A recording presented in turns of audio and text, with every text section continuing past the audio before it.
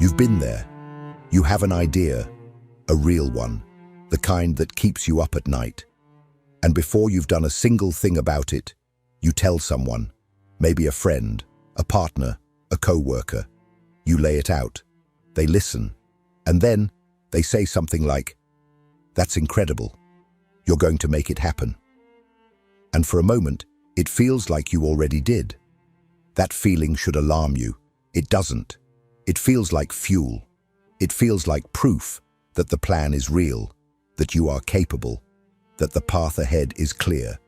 You leave the conversation energized, motivated, ready, except you're not.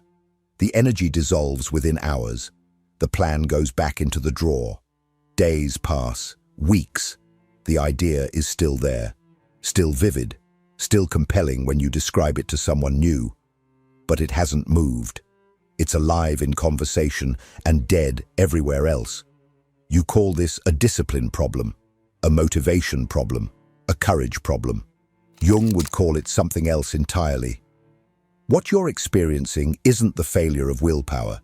It's the consequence of a psychological mechanism so precise, so consistent, so perfectly designed to keep you in place, that calling it laziness is almost an insult to how thoroughly it works. The problem isn't that you don't want it badly enough. The problem is that some part of you has already had it. And that part doesn't know the difference between having it in reality and having it in the room. There's a second force operating alongside this one, quieter, more insidious, and almost never named. It has nothing to do with your own psychology. It has to do with what happens inside the people you tell. When you reveal a plan to someone, you are not just sharing information. You are handing something unformed and vulnerable into a psychological environment you cannot control. And what lives in that environment, in every person you trust enough to tell, is not just goodwill. It is everything they have buried about themselves. Carl Jung spent decades mapping the territory between what a person shows the world and what they've driven underground. What he found should change the way you talk about your future, or more precisely, how little you talk about it at all. The question isn't whether your plan is good enough to survive the world. It's whether you're letting it survive long enough to become real before the world ever sees it.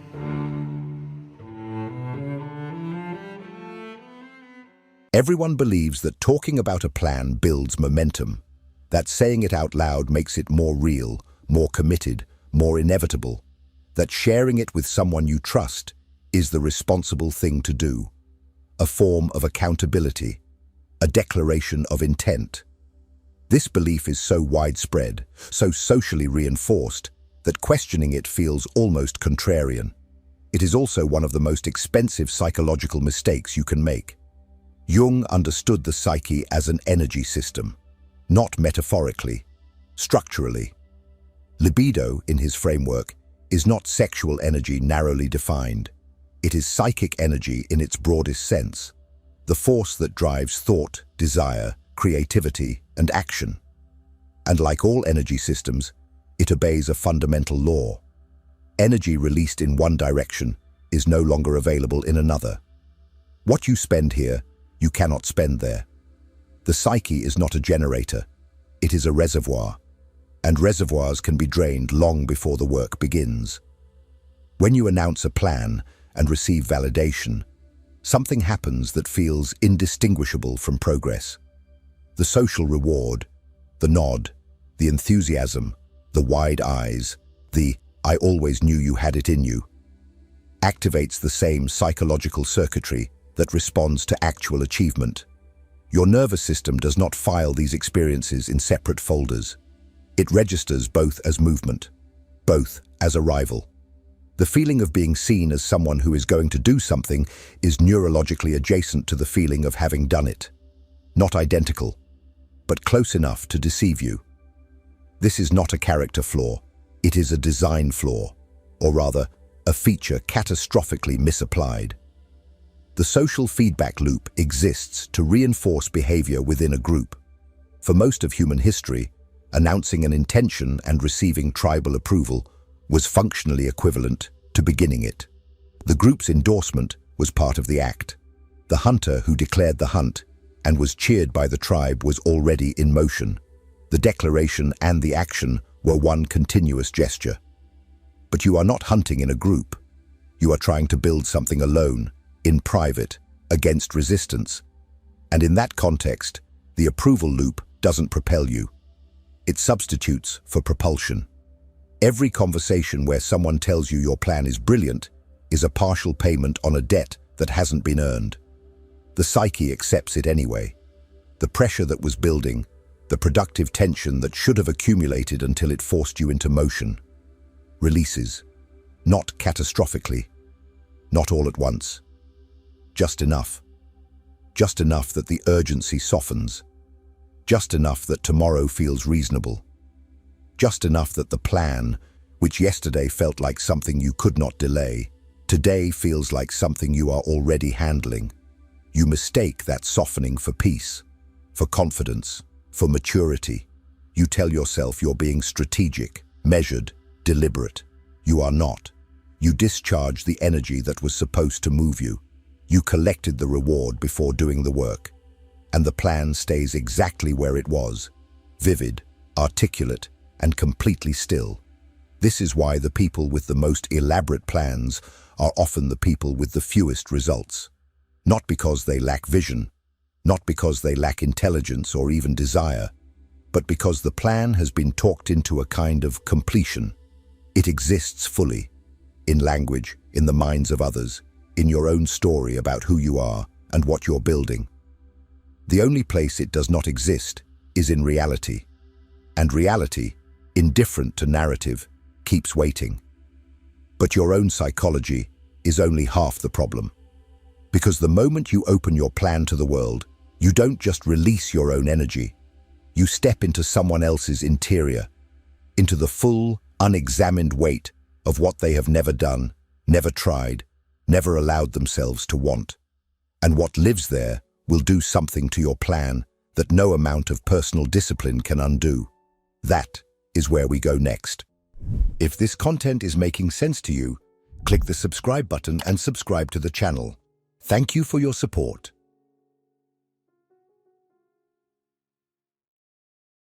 When you tell someone about your plan, you believe you are speaking to them. You are not. You are speaking to everything they have never done. Jung's concept of the shadow is one of the most precise and uncomfortable ideas in all of psychology. The shadow is not evil. It is not the dark side in any dramatic sense. It is simply everything the psyche could not integrate. The desires abandoned, the risks never taken, the versions of the self that were repressed because they were too threatening, too uncertain, too expensive to become. The shadow is the accumulated weight of a life half-lived. And it does not sit quietly. It projects. When you reveal an ambitious plan to someone, you trigger their shadow without either of you knowing it. What responds to your announcement is not their conscious goodwill. It is the pressure of everything they buried. The colleague who never left the job they hated. The friend who had the same idea 5 years ago and didn't move. The parent who chose security and called it wisdom. They are not responding to your plan. They are responding to what your plan reminds them of. The version of themselves they decided, at some point, was not possible. And so the feedback arrives. Dressed as concern, dressed as experience, dressed as love. Is the timing really right? Translation: I never found the right time, and I made peace with that by deciding there isn't one. That's a huge risk. Translation: I couldn't tolerate that kind of uncertainty, and I've spent years convincing myself that was the reasonable position. Are you sure you've thought this through? Translation: I thought mine through until I thought it to death, and I need to believe that was thorough, not cowardly. Every question, every hesitation, every gentle redirect is shadow material, not wisdom. The person delivering it may be entirely sincere. Sincerity does not make it less dangerous. It makes it more. Because you trust them. And because you trust them, you absorb it. Here is what makes this particularly devastating. The shadow doesn't announce itself. It doesn't arrive with a warning label. It arrives wrapped in the language of care, of realism, of wanting what's best for you. It sounds exactly like the voice of reason. And your plan, still nascent, still unstructured, still not yet anchored in enough concrete reality to defend itself, has no immune system against it. It absorbs the doubt the way dry paper absorbs water, quietly, completely, until the shape of the thing has changed and you can't quite remember what it looked like before. Jung was clear that the shadow, when unexamined, does not stay contained within the individual. It bleeds outward. It colors perception, distorts judgment, and above all, it projects. It places its own unfinished business onto the world and reads it back as objective truth. The person who never took the leap will not simply stay silent when you announce yours. They will offer you the entire architecture of their own surrender and call it perspective. None of this makes them bad people. Most of them love you, but love does not neutralize projection. And projection, delivered with warmth and authority at the exact moment your plan is most fragile, is one of the most effective forces in the world for keeping things exactly as they are. But the shadow is only one of the mechanisms at work. Even when the person in front of you has done everything you're attempting, even when they have no buried resentment, no unresolved wound, no projection to offer, something else happens when you speak your plan aloud too soon. Something subtler, and in some ways harder to defend against.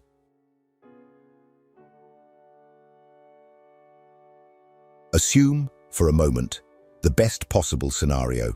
The person you tell has no unresolved wounds, no buried ambitions, no shadow pressing against the walls of the conversation. They are genuinely, cleanly happy for you. They want this for you as much as you want it for yourself. They listen carefully, ask good questions, and offer only the kind of input that comes from real intelligence and real affection. This is the version of the conversation you were hoping for, and it will still damage your plan. Jung located the origin of authentic plans, real ones, the kind that reorganize a life, not in the conscious mind, but in the self. The self, in his framework, is not the ego. It is not the personality you present to the world, or even the one you present to yourself in private. It is the deeper organizing center of the psyche, the part that knows what you are actually for, the part that generates genuine vocation rather than performed ambition. When a plan emerges from that depth, it carries a signature, a particular shape, a specific gravity that belongs to no one else. It is, in the most literal psychological sense, yours. Every external voice that enters the process pulls it slightly away from that origin. Not maliciously, not even noticeably at first. A good friend asks a question you hadn't considered, a practical one, a fair one, and you begin to factor it in. Another suggests a different angle, a smarter sequence, a safer entry point. Someone you respect raises a concern about the market, the timing, the audience. None of this is wrong. All of it is reasonable. And gradually, almost imperceptibly, the plan that was entirely yours begins to incorporate the logic, the fears, the aesthetic preferences, and the risk tolerance of people who are not you and will not live the consequences of what you build. You don't notice the shift because each individual input seems minor, helpful even, but the accumulation is not minor. The plan that survives 3 months of well-intentioned conversation is rarely the plan that was conceived in silence. It is a negotiated version, smoothed at the edges, adjusted for comprehensibility, stripped of whatever was most idiosyncratic and therefore most alive. It has been made more legible to others at the cost of becoming less true to you. Jung called this the pull toward the persona, the socially acceptable surface that forms in response to what the environment can tolerate. The persona is not false exactly, but it is edited. It is the version of the self that has learned to fit. And when your plan undergoes the same editing process, when it is shaped by the implicit question of what others can understand and approve, It becomes a persona of itself, a presentable version, a plan that no longer frightens anyone, including you, which means it no longer carries the charge it was built on. This is the subtler loss, not the skepticism of the shadow, which at least announces its resistance, but the gentle erosion that comes from being genuinely heard by people who are genuinely trying to help. By the time you return to the plan alone, something has shifted. You have new doubts you didn't generate yourself, new directions you didn't choose, a version of the thing that is slightly more theirs and slightly less yours, and you cannot fully trace when or how that happened. The plan that changes your life cannot be a committee decision. It cannot be refined into safety before it has had the chance to become real. It has to develop in the dark, on its own terms, until it is strong enough to survive contact with the world, not because you protected it out of secrecy, but because you gave it the only environment in which something genuinely new can take shape. Jung had a name for that environment, and it is nothing like what most people imagine when they hear the word silence.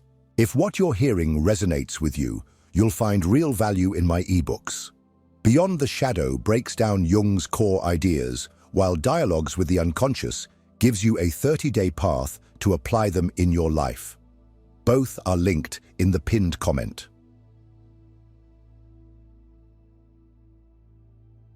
Silence, as most people understand it, is an absence. The absence of noise, of feedback, of other voices. A void you tolerate until you have something worth saying. This is precisely backwards. Silence, in the Jungian sense, is not empty. It is the most productive environment the psyche has access to. And it is the only one in which something genuinely new can complete its formation before the world gets to decide whether it deserves to exist. Jung used the language of gestation deliberately. The psyche, he observed, does not produce its most important contents on demand. It ripens them.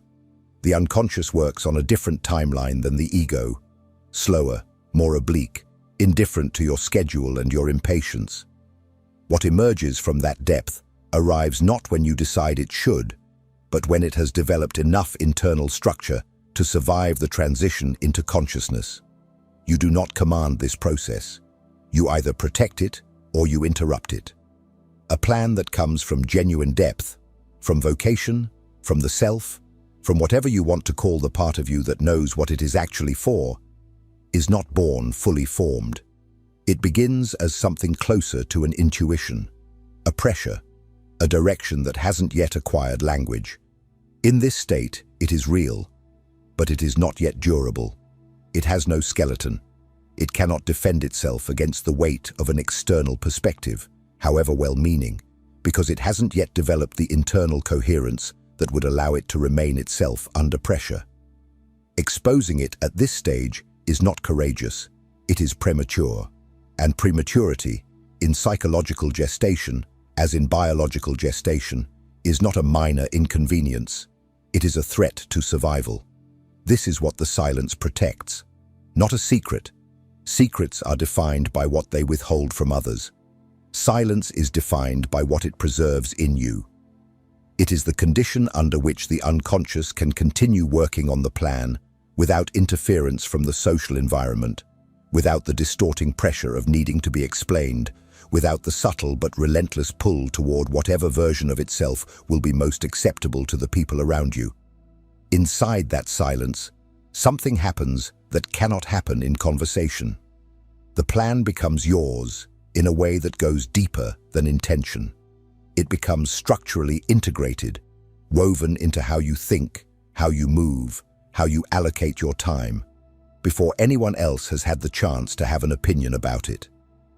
Jung wrote that the development of personality demands that a person follow their inner voice, even when, especially when, it cannot yet be articulated to others.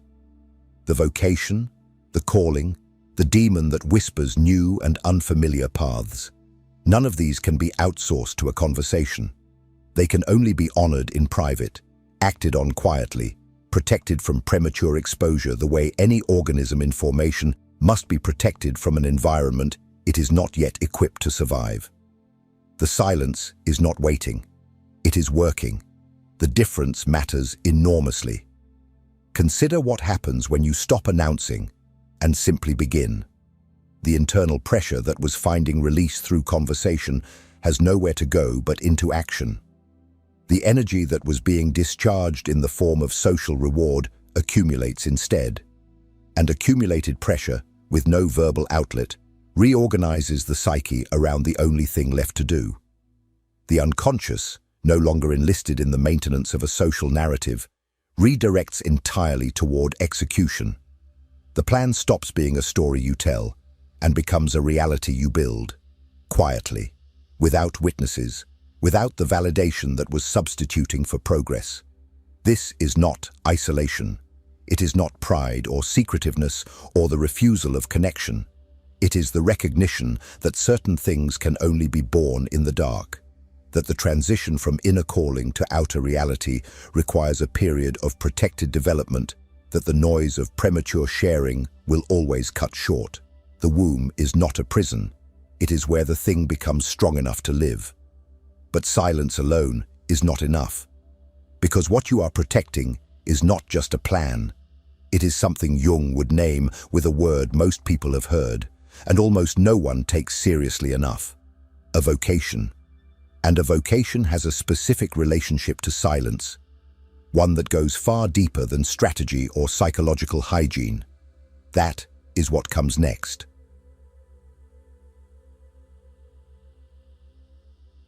Jung used the word vocation with full philosophical weight, not in the casual sense, not as a synonym for career or passion or the thing you happen to be good at.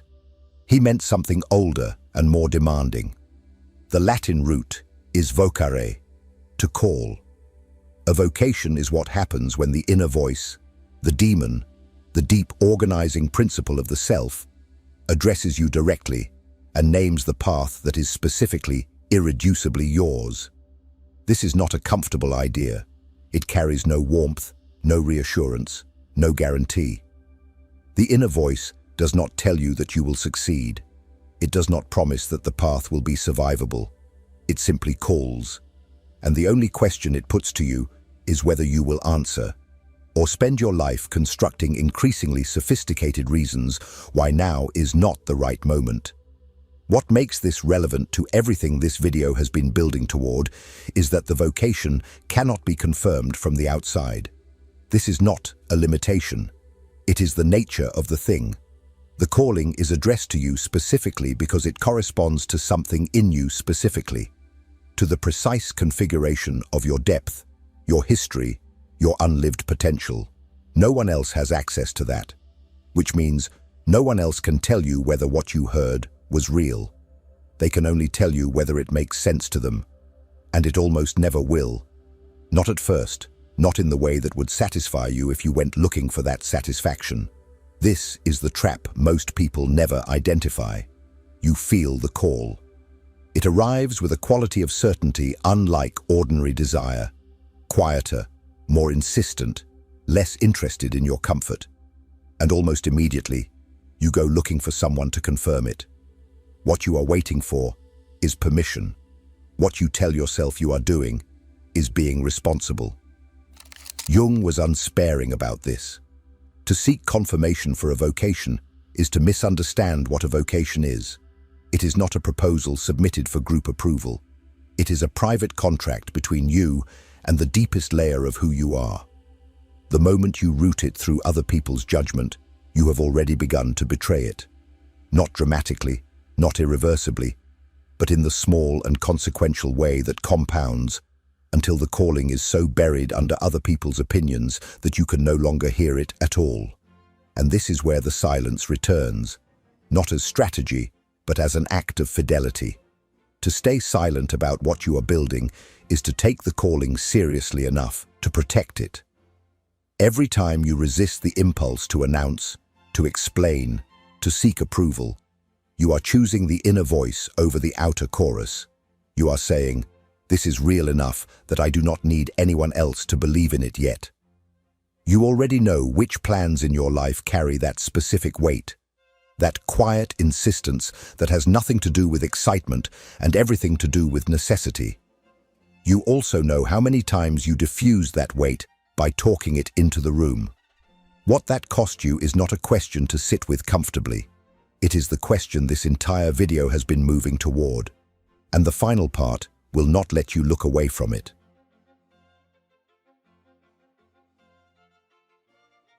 Here is the hardest thing this video has been building toward, and the one you were probably hoping it wouldn't say.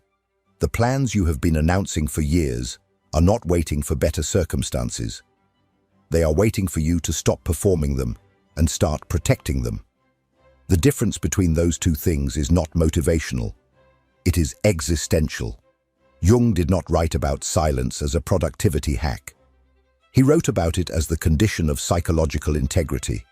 To live always outward, to process every intention through the reactions of others, to measure every calling by whether it earns approval before it earns reality, is not just strategically ineffective, it is a failure to become a person. Not in the moral sense, in the developmental sense. The individual who cannot act without an audience has not yet fully separated from the collective. They are still, in the deepest psychological meaning of the word, waiting to be told who they are. You know if this is you, not because you are weak, but because the evidence is in the drawer. In every plan that is vivid in conversation and motionless in reality, in every year that passes with the dream intact and the distance unchanged. The plans are not failing because the world is hostile or the timing is wrong or the resources are insufficient. They are failing because they are being lived in language instead of in action. And language, however precise, however passionate, however well received, has never built anything. The psychological challenge Jung issues is not to become secretive, it is to become sovereign. Sovereignty over your own interior life means developing the capacity to hold something real, something that calls to you, something that costs you, without immediately needing it witnessed. It means tolerating the pressure of an unannounced intention long enough for that pressure to become motion. It means trusting the inner voice enough to follow it before anyone else can confirm that it deserves to be followed. This is not natural. The pull toward sharing is not weakness. It is ancient. The need for the tribe to affirm the hunt before you leave camp is wired into the same nervous system you are using right now to absorb these ideas. Overriding it is not a matter of willpower. It is a matter of understanding, clearly and without illusion, what the sharing is actually doing. It is giving you the feeling of movement without the cost of it. It is letting you be the person who has the plan without having to be the person who executes it. And that substitution is so comfortable, so socially rewarding, so easy to dress up as accountability and transparency and healthy communication, that most people never question it at all. Question it now. Look at what you have been announcing. Look at how long you have been announcing it. And ask yourself, with the precision this question deserves, how much of what I call my ambition is actually being discharged in conversation, leaving just enough residue to keep the story alive, but never enough to make the thing real? The answer to that question is not something to share. It is something to act on, alone. In the silence that is not absence but gestation. In the dark where things that are meant to live go to develop the structure they need to survive the light. If something in this video struck a nerve, not the comfortable kind, leave it in the comments, not the plan, the recognition. The work continues beyond this video, and you already know it has only just begun.